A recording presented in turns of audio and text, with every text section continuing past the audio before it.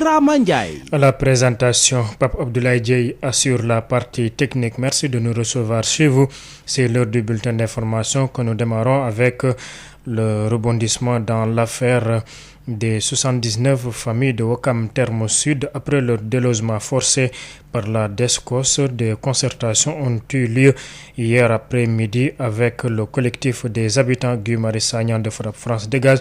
et le maire de Mermoz Sacré-Cœur sur demande de ces derniers, c'est-à-dire Barthélémy Diaz, pour une solution définitive, une proposition allant dans le sens de l'octroi à chacune des 79 familles concernées. Un toit au niveau de Terme Sud a été proposé aux autorités. Les précisions de Al-Hassan Anne, il est le coordinateur du collectif des habitants de Terme Sud, au micro de Sud FM. Cet après-midi, nous avons eu une rencontre conjointe entre M. Guy Marius Sagna, responsable moral du FRAPP, M. Barthélémy Diaz, maire de Sacré-Cœur Mermoz, et moi-même, coordonnateur du collectif des habitants du Terme Sud. Donc, à l'issue de cette rencontre, chacun de nous a dégagé une ligne de conduite pour trouver une solution définitive, ce qu'il est convenu d'appeler aujourd'hui la désolation nationale. Des solutions ont été proposées aux autorités de l'État pour essayer de trouver, un règlement définitif. En fait, il est question aujourd'hui de trouver les voies et moyens de remettre à chaque famille, chacune des 79 familles, un toit au niveau du quartier Terme Sud de Ouakam, où ils ont toujours élu domicile. Donc, la manière, la faisabilité, tout est laissé à l'étude des décideurs. Le chef de l'État a été interpellé et nous attendons sa réaction. Oui, Barthélémy a fait une proposition allant dans le sens de l'octroi à chacune des familles une maison par les autorités de l'État, dans des conditions qui seront fixées par les décideurs. Maintenant, il a lancé un appel au chef de l'État et nous attendons incessamment dans les tout prochains jours la réponse. Affaire Souleymane Teliko et le ministre de la Justice suite et pas fin. L'Union des magistrats du Sénégal demande la démission du ministre de la Justice et invite le président Macky Sall à prendre des dispositions nécessaires au fonctionnement harmonieux de la justice. Par ailleurs, l'UMS exige l'abandon immédiat de la procédure initiée contre son président, le magistrat Souleymane Teliko. Nous écoutons à ce propos Abdou Khadr Khawsou Diop, il est le secrétaire général de l'UMS au micro de Amadou Moustapha Dia. En se livrant à une telle stratégie de musellement de notre association, le garde des Sceaux veut nous imposer une alternative, se taire ou disparaître. Nous, membres de l'UMS, avons choisi une troisième voie, celle de la liberté et de la dignité. Dans l'intérêt des magistrats, des citoyens et de la justice tout entière, l'UMS doit continuer et continuera à faire entendre la voix des magistrats. Au regard de tout ce qui précède, le bureau de l'UMS, prenant acte de la mobilisation des magistrats, notée à travers les comités de ressort, conformément à la volonté exprimée à travers les déclarations non équivoques des dits comités, prend les mesures suivantes. Décide de mettre un terme à toute forme de collaboration avec le garde des Sceaux, M. Malick Sall. Demande son départ pur et simple du ministère de la Justice, compte tenu de sa propension à créer et à entretenir des conflits préjudiciables au fonctionnement normal du service public de la justice. Exige l'abandon immédiat de la procédure initiée contre le président de l'UMS. Invite les membres élus du Conseil supérieur à suspendre toute activité au sein du dit Conseil. Invite tous les collègues à se constituer d'ores et déjà comme conseil pour la défense du président Teliko. Demande l'intervention du président de la République pour prendre les dispositions nécessaires au fonctionnement harmonieux de l'institution judiciaire. Se félicite de l'élan de solidarité manifesté par les citoyens sénégalais de tous bords et invite tous les hommes épris de justice à faire barrage à cette tentative de museler le socle de l'état de droit que représente la justice. Enfin, encourage les collègues à rester soudés et à éviter de tomber dans le piège de la manipulation. Maître Ciré Clédor Ly est d'avis que cette tentative d'intimidation de la justice à travers la convocation de magistrats et président de l'UMS doit être stoppée. Il n'hésite pas à porter sa robe pour défendre son client. Maître Ciré Clédor Ly, que nous écoutons au micro de Amadou Moustapha Dieng. Je demande personnellement à ce que tous les avocats se constituent. Si, en fait, par extraordinaire, le Conseil supérieur de la magistrature s'aventurait ou déciderait de convoquer Téliko au Conseil des justice. C'est une atteinte, c'est une intimidation des magistrats. Et c'est une tentative de fragiliser davantage les magistrats pour en fait faire en sorte que l'indépendance de la magistrature puisse être réduite à néant. On ne peut pas comprendre qu'un magistrat donne une opinion qui est scientifique et qui concorde avec l'opinion d'une haute cour de justice régionale et qui soit conforme aussi à l'opinion de la cour d'appel de Dakar, qu'on intimide ce magistrat. Cela veut dire que derrière cette intimidation, c'est en fait toute la magistrature qui aujourd'hui est intimidée et qu'on veut fragiliser. Et là, nous ne l'accepterons pas. Je ne peux pas dire ce qui sera décidé, mais j'ose espérer, j'ose espérer que le Conseil ne le convoquera jamais. Parce que si le Conseil le convoque, alors là, en fait, on pourrait s'attendre à toutes les dérives et à tous les risques. Et ce sera simplement au détriment du justiciable sénégalais et ce sera aussi au détriment de la justice sénégalaise. Parce que les magistrats ont des possibilités de riposte et les avocats ne les laisseront pas partir seuls. Il faut que cela soit effectivement compris d'ores et déjà. Les organisations aussi des droits de l'homme ne les laisseront pas aussi fragiliser. Donc, aujourd'hui, il faudrait que l'exécutif se ressaisisse. Il faudrait que l'exécutif sache que ce n'est pas opportun, qu'il sache aussi que ce n'est pas dans l'intérêt de la justice. L'exécutif est une autorité, la justice est une autorité, l'Assemblée nationale est une institution, une autorité. Alors, il faudrait qu'on laisse à chaque autorité son indépendance, surtout au ministre de la Justice de se ressaisir avec le Conseil supérieur de la magistrature et d'arrêter.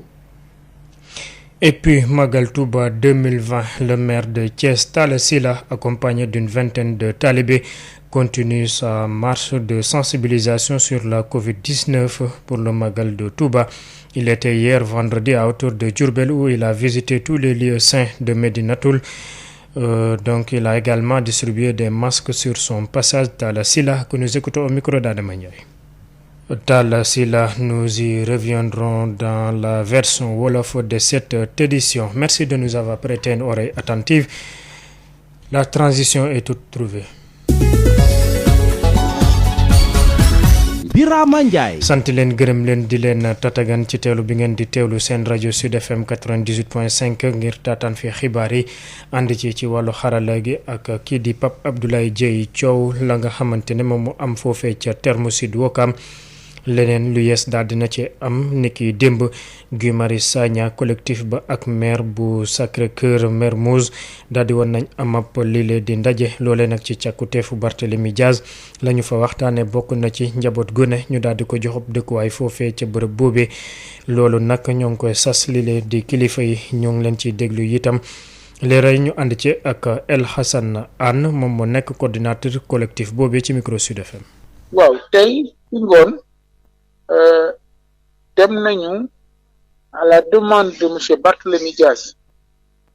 maire Sicap Mermoz Sacré-Cœur ñooñu sollicité jaarale ko ci monsieur Guy Marius Sagna responsable moral FRAPP pour que ñu toog waxtaan def benn table ronde tripartite bi ñu waxtaanee ba pare ñu def une déclaration commune ñu ñëpp ku ci nekk naqarlu li nga xam ne moo xew ci terme sud ni famille yi niñ leen génnee ci seen kër yi après ñeent fukki at ak lu topp ñu dëkk foofu naqarlu aussi souffrance yi nga xam ne famille yi ñu ngi koy jànkonteel di laaj aussi ñu assister leen famille yi parce que boobu ba léegi ñu ngi ci biti ñii amuñu fi ñu dugg léegi nag ñu xool di proposer suñu njiit yi solution yoo xam ne mooy tax ba tey ji famille bu ne dellu fa mu ne woon dellu ci biir kër ci anam yi nga xam ne tey ji ñoom décideurs yi ñoom ñoo koy xool ba mu xam nu mu mën a sottee ñu jëfe ko ñu rafetlu loolu bu baax a baax démarche yu Barthélémy Dias parce que bi mbir mi xewee ba léegi moom mooy ki jiitu ñëw waxtaan ak ñun waaw ñu ngi koy gërëm di ko sant waaw Bart li mu proposé rek mooy ku nekk na la parce que quand même ñun ñoo fa dëkk boobu ba léegi booba dara amu fa kenn neewu fa tey jii bu ñu demee ba di ko joxe mënuñu ñëw dàq jox ko ñeneen loolu lu leer la mu ne famille yooyu balaa dara ku ci nekk nañ la ci jox kër. leneen coow bokk na ci dox diggante Souleymane Teliko ak maître Malick Sall di jëwriñ gi ñu dénk lépp lu jëm ci wàllu yoon kuréel gi leen boole UMS moom nag daal dina ci àddu di sàkku ñu kii di Malick Sall daal di démissionné ci postam boobu ci njiitu réew mi itam ñoo ngi koy ñaan mu jël wépp matukaay gi nga xamante ne nag dina fexe lii lee di wàllub yoon jaar nu mu waree dox nu mu waree fii ci mim réew UMS nag moo ngi sàkku itam topp gi nga xamante ne ñoo ngi koy def ki lee di Souleymane Teliko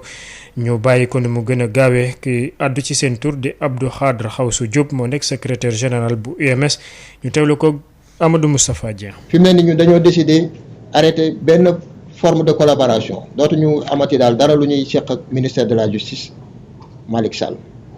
ñi ngi laaj aussi ñu jëlee ko ci ministère de la justice ni mu gën a gaawee parce que dañu seetlu ni bi mu ñëwee ci ministère bi ba léegi problème yi bëri na alors que dafa waroon taxawaayu kuy defar te loolu dafay tax ba justice bi du dox te bu justice bi doxul dëkk bi du problème yi dina bëri ñi ngi laaj aussi ñu bàyyi Souleymane Teliko poursuites yi nga xam ne moom la ñu intenté contre moom ñu arrêté ko parce que c'est des poursuites yoo xam ne wéeruñu ko ci dara loo xam ne lu am solo la di dëgg aussi wéeruñu ko ci dara loo xam ne dëgg la wala lu am solo ñi ngi tamit ñaan suñu collègue yëpp ñi nga xam ne ay magistrat lañu ñu def seen bopp avocat wu Souleymane Teliko am na ay avocat waaye ñun aussi yoon may nañu ñu def suñu bopp avocat bés buñ ko woowee ni dañ koy atte ñun ñëpp am nañu droit ñëw sol suñu robe nii dañuy nekk avocat ñu ngi ñaan suñu collègue yëpp ñu def loolu ñi ngi ñaan aussi ñi ngi laaj président de la république pour mu jël matuwaay yi nga xam ne moom la dëkk bi soxla ni fi mu ne nii pour que justice bi di dox ni mu war a doxee parce que justice bi fi mu ne nii doxul ni mu war a doxee ñi ngi aussi rafetlu Sénégalais yi peuple bi ni ñuy mobiliser woo jàppale ñu wan ñu ni combat bi du suñu combat rek seen combat la ñoom tamit loolu ñu ngi koy rafetlu. fu ñu mujjee nag mooy sunu collègue yëpp ñu ngi leen di ñaan ñu nekk benn dañu fexe ba kenn du leen manipuler di leen jéem a jaxase ak bureau bi wala association parce que li ñuy def nii pour ñoom la. jéem a xupp ak ay nappaate gi jëriñ gi def ci benn magistrat loole waruñu ko bàyyi mu jàll ki ko xamle di maître Ciré Clédor Ly mi nga xamante ne avocat Souleymane Teliko la moo ngi sàkku itam ci mboole sem lii la di avocat yi ak it ñu yëngu ci fànn boobule ñu daal di fexe def benn say jàppal tànk kii di Souleymane Teliko bu fekkente ne nag dem nañ ba daal di ko convoqué ci conseil supérieur de la magistrature maître Ciré Clédor Ly ñu teewlu ko ci micro Amadou Moustapha Dieng. parce que magistrat yi fi mu ne lii ñuy topp seen njiit du dara du xoqatal waruñu nag xoqatal ñi nga xam ne que ñoom tey jii ñoom ñoo tax équilibre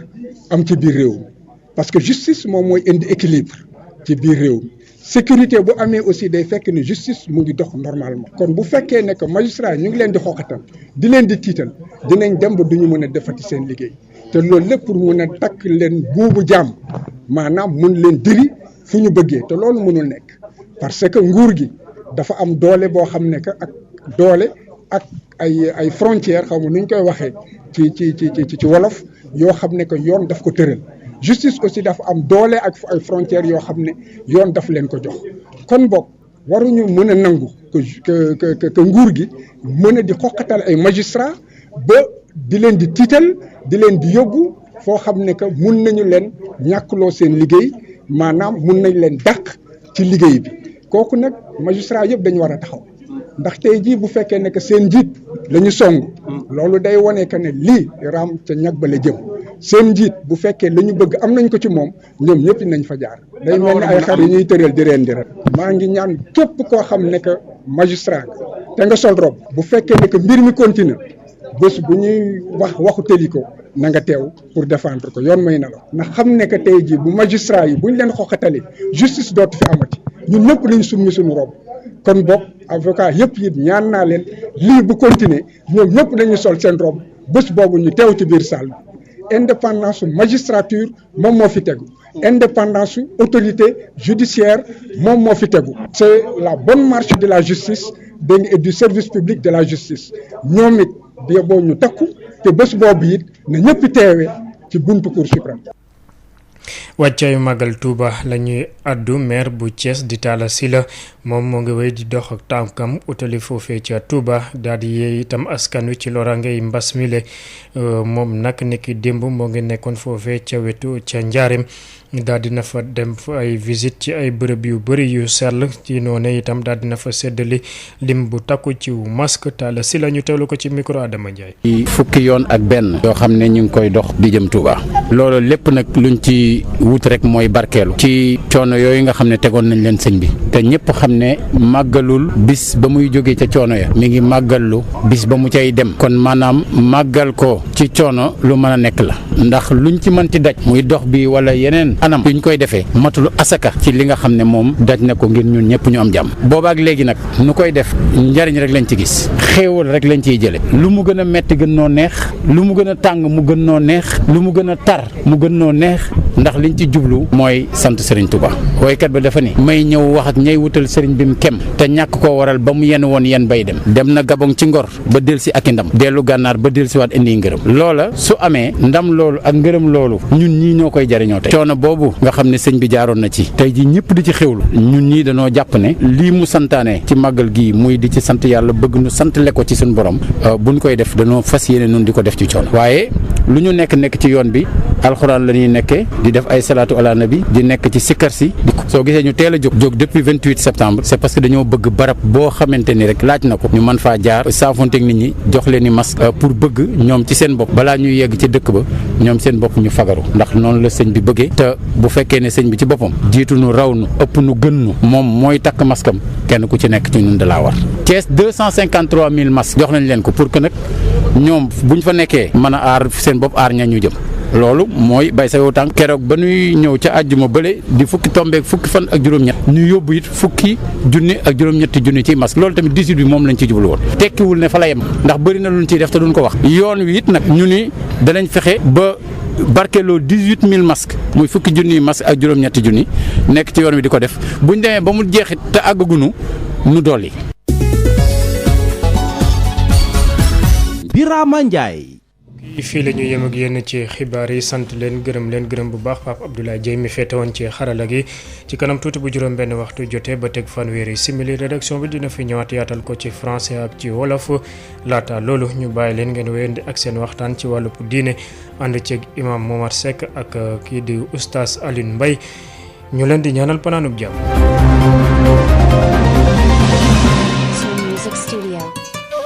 Nouvelles du fleuve Sénégal, c'est l'émission que vous propose l'organisation